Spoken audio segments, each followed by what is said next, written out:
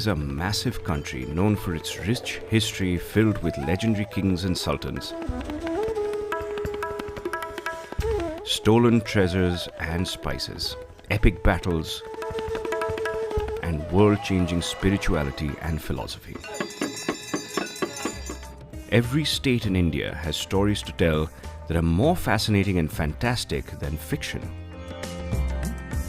But of course, most of these stories are real, set in cities, castles, and forts that can still exist in some form or the other.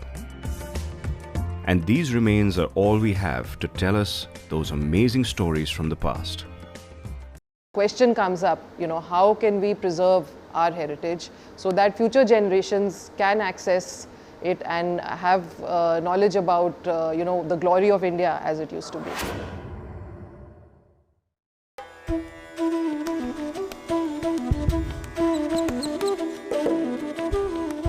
Vijaya Vitthala Temple in the Hampi Heritage site in Karnataka. Here, religious ceremonies and celebrations were held on the grandest scale, with music played on stone pillars that could have echoed around the complex. During the festival time, musicians used to use these pillars for making a sound, and also it was used as a dancing place. It was a ritual in the Vijayanagara period. Almost every surface is carved with intricate engravings depicting travelers and traders from distant lands, princes and princesses, and horses and elephants. If it's quiet enough, you can almost imagine being there in the midst of this magical, surreal experience. Heritage is very dearer to the people because it talks about our heritage, our culture, our civilizations. Now, how we can bring the advanced ICT technology, information communication technologies, to bring back the heritage and then make it available to the masses at large. Hundreds of years have passed since this temple was at its prime. A lot of it has been destroyed in battles, and what remains is wearing away thanks to the effects of time and the elements. Repair, preservation and restoration work is constantly being done. As we have seen, that because of natural disasters or man-made disasters, we have lost a lot of our heritage, and there is a great need to preserve this heritage.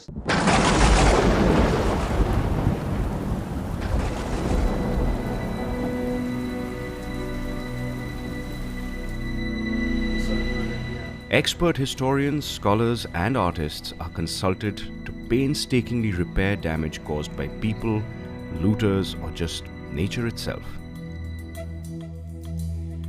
This work is done at the scale of millimeters for delicate paintings or sculptures all the way to massive pillars, ceilings or whole buildings. However, there is a new way to bring this whole place and other ancient structures back to life in a way that nobody has seen before, and even take it to people who have never even visited Hampi, or India for that matter. And it's lovely to see old, beautiful buildings, but to walk around them and learn a bit of the history gives you something much more, and to get a feeling of where all the carvings come from and how these temples were built. This new initiative can take our country and all its heritage into the future as it helps us save our past.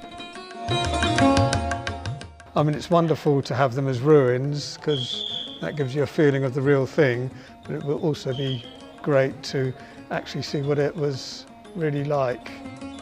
This is the same temple complex, but it's in the digital world. Everything you see here is being produced in a computer.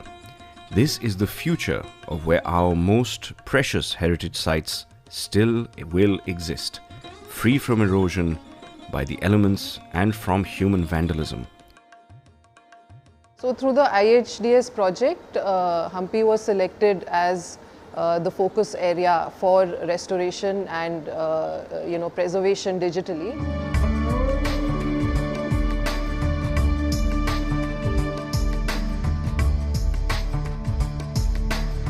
Hampi is a UNESCO World Heritage Site. Located in east central Karnataka, about an 8-hour drive from Bangalore, that contains over 1600 remains from the Vijayanagar Empire and the last great Hindu kingdom of the south, and even some of the remnants of the Maurya Empire.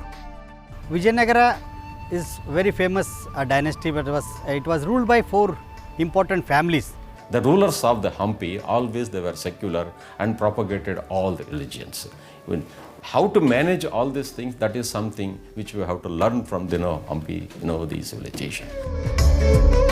The city was a hub of international trade, with merchants coming in from all over Asia and as far as Portugal. The city has been referred to in Legend of Ramayana, where Ram and Lakshman meet the Monkey King, Hanuman, and his army to help them rescue Sita from Ravan. The horses coming from Arabia and the spices going from India, that is the point of where the trade started. And it was estimated, like Domingo Payas, Abdul Razak, and people who have visited that site at that particular time, they said that this is one of the richest economies in the world at that time. The site now contains ruins of temples, forts, marketplaces, structures along with the Tungabhadra River, mandaps, water structures, shrines, and much more.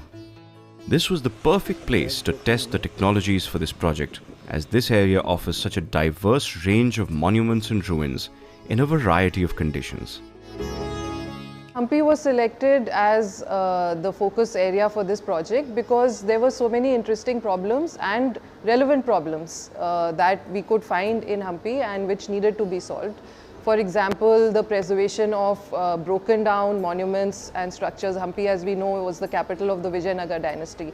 Now, our question is how to reconstruct the destroyed aspects, that is 90% of what it was.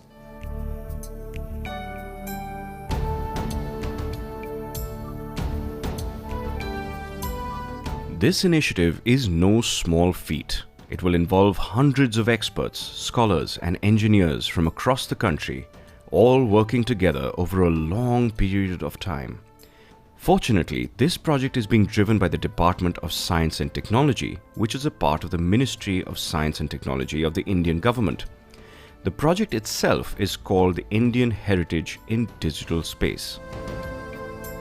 The Department of Science and Technology has very deep interest in promoting digital science and technology, but also the heritage science and technology. In particular, we have a lot of interest in modern technologies that fuse cyber and digital on one hand and physical structures on the other. It basically means embedding the information content in machines, in physical structures. So we thought that this was a great opportunity to initiate a project in digital heritage. A part of Digital India, it is a massive undertaking to digitize all our heritage and put it online to create amazing interactive content that we can all see and interact with. And more importantly, it will help preserve our heritage, tangible and intangible, for a long time to come. This needed experts from disparate teams to come together. If we want to recreate ancient cities and monuments, we need to understand the architectural practices of the time. The temples are constructed based on Agama Shastras. There are rules and the definitions are created, where the entrance should be, how the temple should face, in which direction, and what are the dimensions and the height of the temple, and even that includes even for the forts also. Now, the language in which they speak in that Agama Shastra, the way in which technologists or social sciences understand, there is a mismatch. How to bring these particular two things was a second challenge. All the technologies which were developed, all the research which was done to crack different problems which were to deal with, whether it's in painting of paintings, murals, paintings, whether it's completion in 3D of sculptures which are broken, or whether it was simply digitization of the whole monuments, sculptures, reliefs, as well as some intangibles. We are in the Vittala Temple complex in Hampi right now. Here you see the famous stone chariot. Beyond this, we see the Maha Mandap, or the Grand Hall, in the center, with the eastern hall next to it and the southern hall behind it. Each hall has some of the musical pillars, which can create musical sounds if you hit them. Many years of demonstrations for tourists and vandalism have damaged quite a few of them. But all this is still not the complete temple grounds as they used to be. Ruined monuments can be recreated in the digital form and shown to the public, so that public can remember the olden capital of the glorious capital which was ruled for 200 years, and it was one of the ideal capital of the medieval South India. Using the scriptures and historical records, our teams have recreated a much larger, grander model of the temple grounds in virtual space. Plus, we have a 3D printed model to wander through as well. So how do we get from ancient scriptures to digital reconstructions? Very recently, a new technology has arrived that may be even more revolutionary than our precious printers: 3D printers. These work in pretty much the way you would imagine. It prints out 3D objects. In a 3D printer is that the model is fabricated layer by layer. We use fuse deposition modeling, or FDM technology. So the printer prints layers which are less than 1 mm thickness also, and therefore all the details of the structure can be preserved, and what we get is an exact replica of the structure. A ground team visits the actual site and sets up a terrestrial laser scanner. This is an amazing instrument, 3D laser scanning, terrestrial laser scanning equipment, which does not affect any physical parts of objects, structures, including physical parts of human body.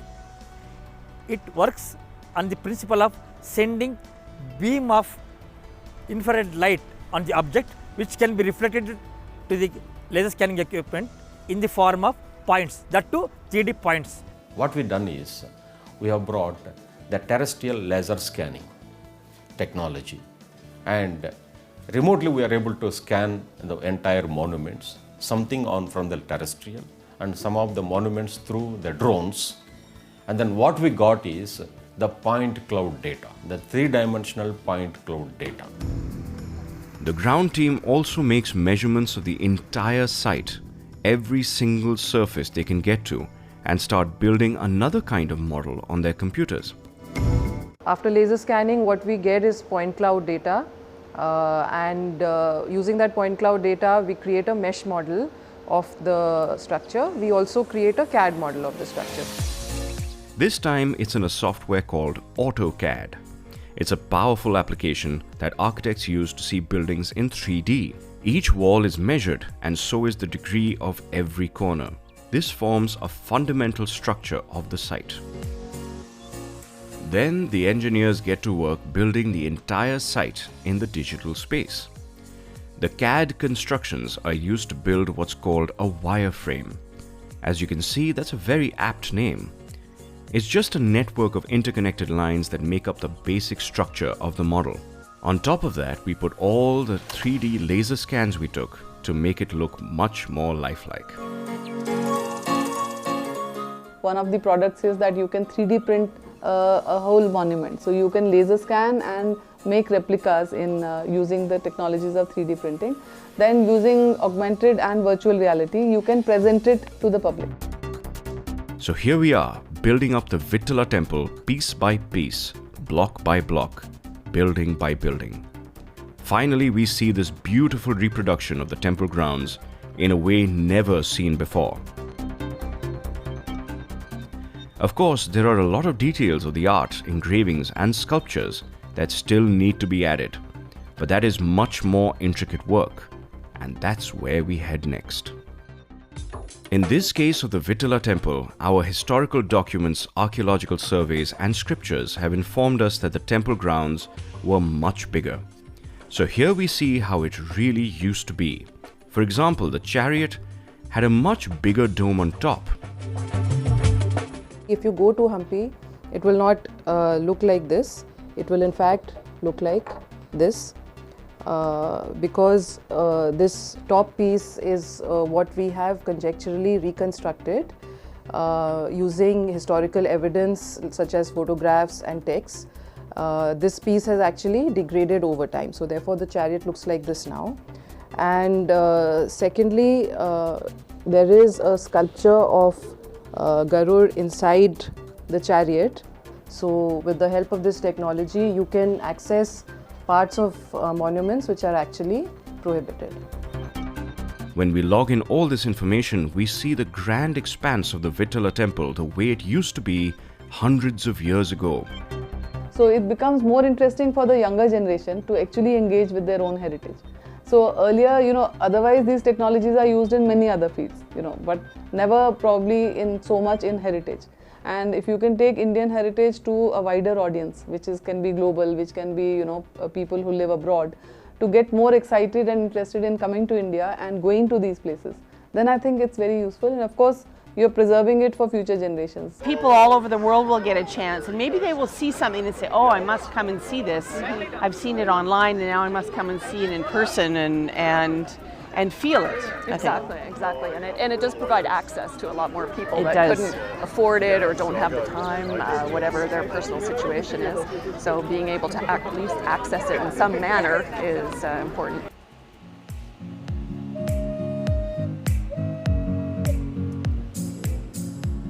From this rendering, it's a relatively easy task to transfer all this into a 3D printer and print out some models.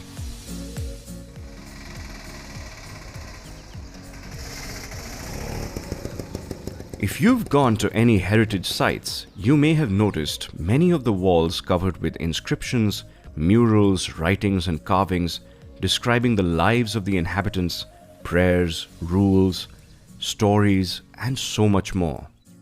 And with every year, they fade away a little bit more. And the same happens in ancient books and scripts. We can't let this happen.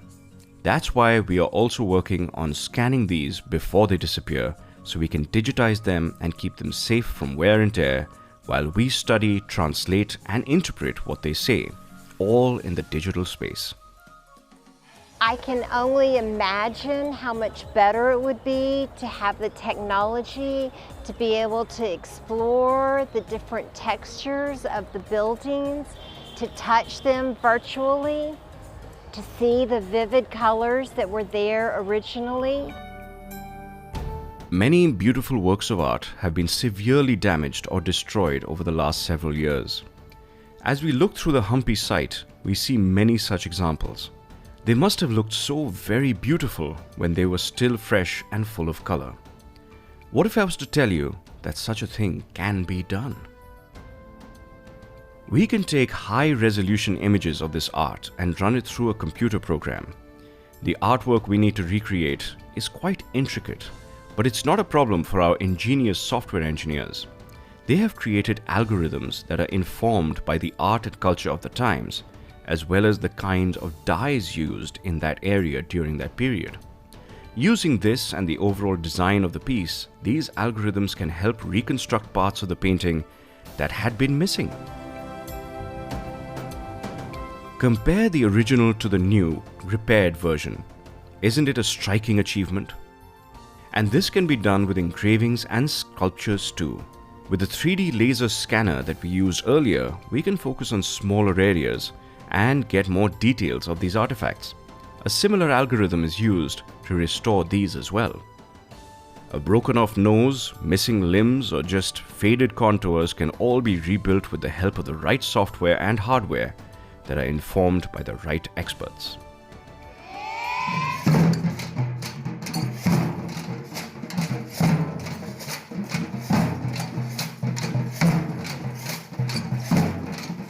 Music, speech, dance and games are all intangible. Even the age-old recipes that have been handed down for generations are intangible until someone makes it or you eat it. And the more generations it filters down to, the more it may change, and the less the original will remain. But as far as we progress and evolve as a culture, we should always remember our past. It's a very beautiful place in the Karnataka region. It's great to understand that we are working on this particular technology, and it will be very enlightening to understand what these monuments standed for, and we can actually be able to feel and see, visualize all this that was there in the pre-independence era. The rituals are continuing for thousands of years. Therefore, it is very much required for India to bring technology and capture these, heritage, our heritage, and connecting to, the young generation, and the people who are interested from abroad also, they can appreciate it. There are, of course, those who say that this isn't truly restoring anything, and they might be right if you are talking about the physical world. But in the digital world, such things become possible. And that's why this realm within our computers is where we must rebuild our heritage, so that not only we, but the rest of the world can see the beauty that exists in our country and in our history. We had to use our imagination to see how it used to be before. So imagination is good, but I think it would be even better to be able to see with the eyes how it was indeed before in this incredible India. The Department of Science and Technology wants to rebuild our heritage sites, not just to keep a record of it and to preserve it, but also to show the world.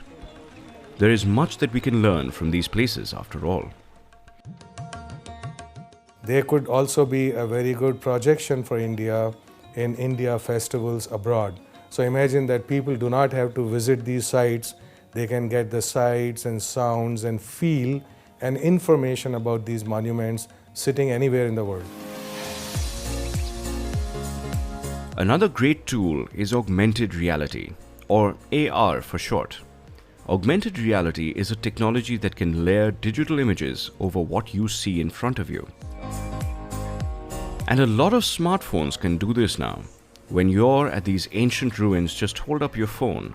The current structures will be standing in there, but they are overlaid over the digital reconstructed version. Before you is the famous stone chariot, located at Hampi, a UNESCO World Heritage Site in Karnataka, India. Augmented reality, as the term suggests, is about augmenting the real world with some information. In virtual reality, you're completely immersed into a virtual environment. But in augmented reality, you're very much present in your physical space. But we can use these techniques to enhance the experience that you're having of where you are. So for example, if you're at a monument and you see a sculpture or a relief which is broken, we can actually point our phone or tablet at the structure and complete it and see how it would have looked like when it was made. Or we can get more information about the kind of art style, the period, or the character that is being depicted in that relief. And one more thing, they will be building a mini Hampi to scale. The whole 20 square kilometers of the entire site will be shrunk down to just 100 meters. You will be a giant wandering through that ancient kingdom. What a treat! And this initiative has only just begun. Hampi is only the first step. Future projects will cover places like Rani Ka Vav, the famous stepwell in Gujarat, the Konark Sun Temple in Odisha, Amber Fort in Rajasthan, the Banaras Ghats, Nalanda in Bihar, and of course the Taj Mahal in Agra. The future of our past certainly looks very exciting. I for one wish I had this when I was a kid in school. Thank you for watching, and we will see you next week with more cutting edge tech.